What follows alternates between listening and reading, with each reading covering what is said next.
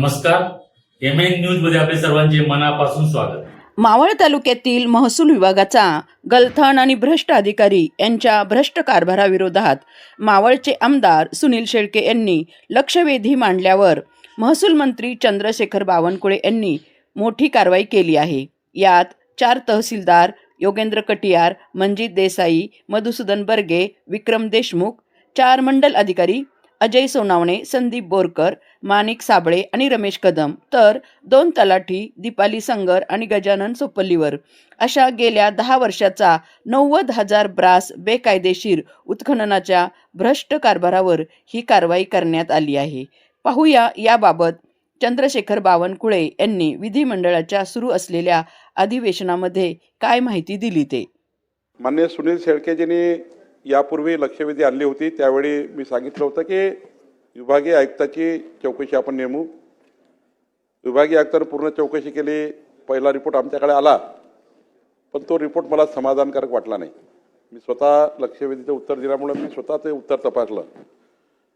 त्यावर काही मग ऑब्झर्वेशन आम्ही काढले की याची पुनर्तपासणी करा.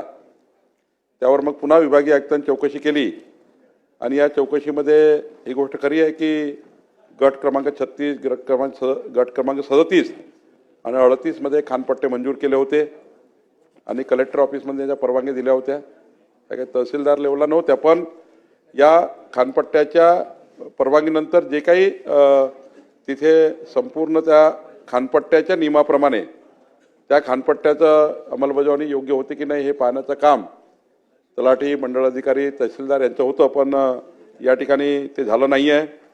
खानपट्ट्यामध्ये गट क्रमांक 36, 37 आणि 38 या व्यतिरिक्त 35, 41 आणि 42 व 46 याच्यावरही तात्पुरत्या स्वरूपाचं गौण खनिज उत्खनन झालं आहे. या ठिकाणी जेव्हा आम्ही ETS मोजणी केली, त्या ETS मोजणीमध्ये आपलं जे या ठिकाणी लक्षवेधीमध्ये आणलं होतं की 3,63,000 ब्रास जे उत्खनन या ठिकाणी आपण जे परवानग्या दिल्या होत्या त्यापैकी 4,54,000 हे म्हणजे 90,000 ब्रास जास्त परवानगीपेक्षा जास्त उत्खनन झालं आहे. 90,000 ब्रास जास्त झाला आहे. आम्ही याची ETS मोजणी केली आहे आणि ETS वर सर्व आढळलेलं आहे आणि त्यामुळं याच्यावर गुन्हा दाखल करणे. आता आपल्याकडे 3 पर्याय आहे. पहिला तर गुन्हा दाखल करणे, दुसरं दंड आकारणी करून त्या सर्व 7/12 मध्ये नोंदी घेणे, दंड, आणि समजा दंड भरला नाही आणि त्या ठिकाणी व्याज, दंडावर जे काही दंड आणि व्याज आहे ते आम्ही लावू. ते आम्ही 7/12 नोंद घेऊ आणि 7/12 नोंद घेऊन भरलं तर 7/12 कोरा करू, नाही तर 7/12 त्याची नोंद येईल. तिसरं, या ठिकाणी मला जे वाटतं तिथे दीपाली संगर आणि गजानन सोटपल्लीवार हे 2 तलाठी या ठिकाणी त्या हलक्यामध्ये काम करायचे, ज्या सर्वे नंबर ज्याच्या संबंधित आहे प्रश्नाची संबंधी, त्यांना आम्ही निलंबित करतो आहे.